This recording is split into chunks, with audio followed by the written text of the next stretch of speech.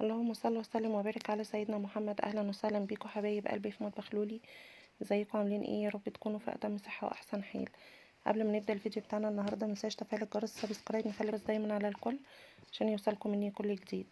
احنا النهارده هنعمل جبنه قريش، هنحولها لجبنه موتزاريلا. هنشوف مكون بسيط جدا معانا في البيت هو اللي هيخليها لنا جبنه موتزاريلا. طبعا انا حطيت هنا كده طاسه، وكنت حطيت نص الكميه بتاعه الجبنه. اساس الجبنه دي لازم ان هي تكون جبنه يعني بخيرها، مش كذا مره مثلا او حاجه عشان يطلعوا منها اللبن بتاعها او كده. تمام. طبعا انا نقلت اهوت كده بقى في حله تانية،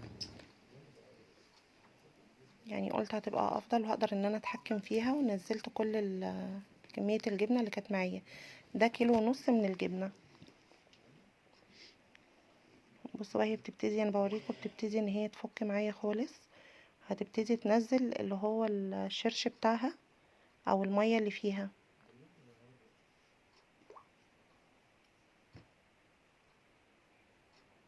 والبخار اللي هو بيبقى طالع منها دوت ده بيفصلها. بصوا انا هنا طبعا كانت فكت خالص معايا، وابتديت ان انا انزل عليها بنص معلقه او ربع معلقه ملح كده.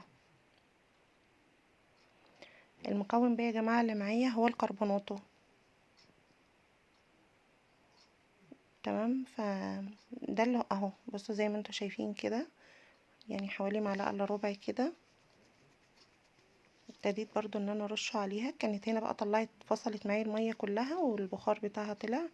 ابتدي بقى ان انا اقلب فيها، وطبعا عاملاها على عين هاديه قوي قوي، يعني مهديه العين خالص عليها عشان خاطر آه تستوي معايا.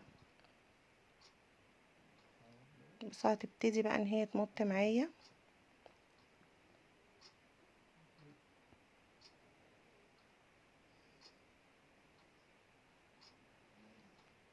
بص انا ايدي فيها على طول، تقليب مستمر، ما ينفعش ان انا اسيبها واروح اقعد وارجع ان انا ابص عليها، لا.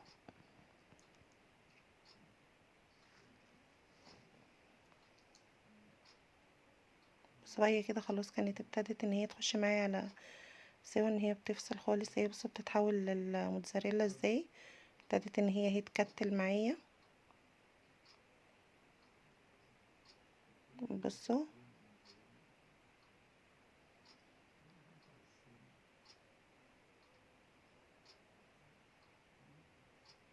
ابتدت بقى ان هي تنزل كل المية كمان اللي هي لسه فيها يعني. بس انا بوريها لكم هنا ان هي بقت قطع تاني يعني، وبقى فيها مطة بسيطة.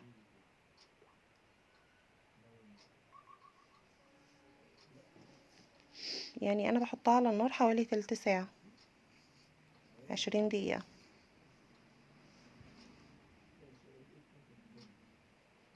بصوا بقى هنا المطة بتاعتها عملت ازاي.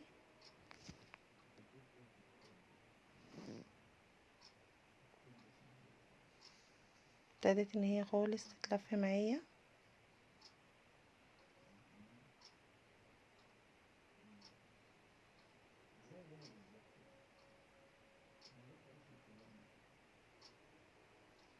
شوفوا المطة بتاعتها جميلة جدا وطعمها حلو جدا جدا، مفيهوش خالص والله طعم الجبنة القريش يعني. ومحطتلهاش اي مكونات خالص غير المكونين اللي انتوا شفتوهم، الملح والكربونات. طلعت لي بقى يعني طبق حلو بصراحة، واحلى 100 مرة من اللي احنا بنجيبها من بره.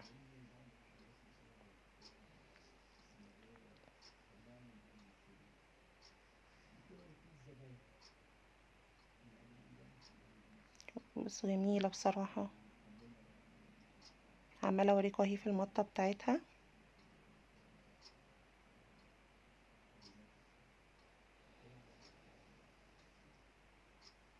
طبعا يعني هي سعر الجبنة القريش اصلا مش غالي خالص زي الموتزاريلا ما بنجيبها من بره. بسيطة هي ان احنا نجيبها ونعملها في البيت. ومرة تانية برضو هبقى اعملها معاكم واطلعها لكم من اللبن. بس انا ابتديت جبت كده طبق مربع. الطبق ده غويط يا جماعة وكبير والله مش صغير. وهنزل كل اللي هو المكون الموجود.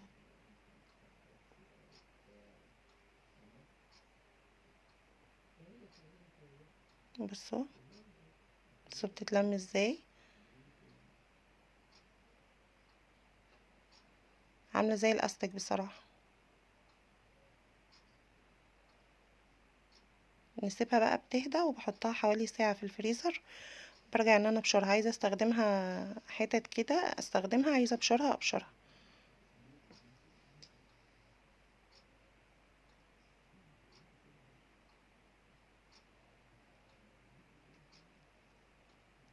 بس انا خدت حته اهي بوريها لكم، بصوا عامله ازاي زي الاستك.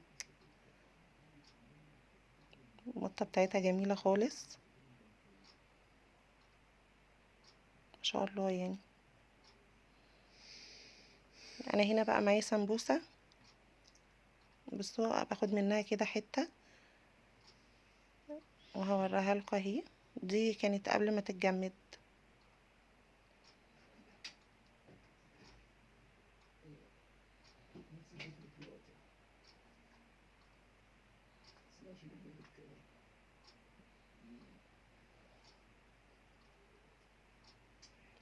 عملتها بقى كده وهحط اهيت فيها حته.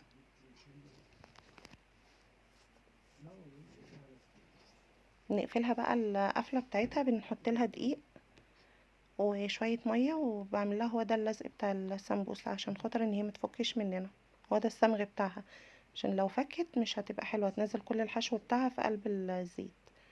ممكن ان احنا نعملها بلحمه مفرومه، بخضار، بجبن، يعني حسب ما احنا عاوزين. بصوا انا هنا بلفها كده معاكم اي حاجه، بس ان انا ايه اوريها لكم يعني.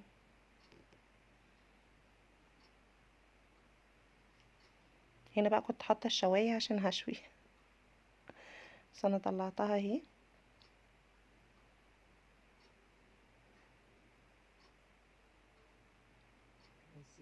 بصوا المطه بتاعتها جميله وطعمها حلو جدا والله بجد.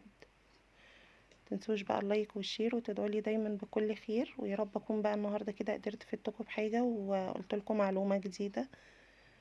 فما تنسونيش بقى في السبسكرايب وتفعيل الجرس عشان يوصلكم مني كل جديد.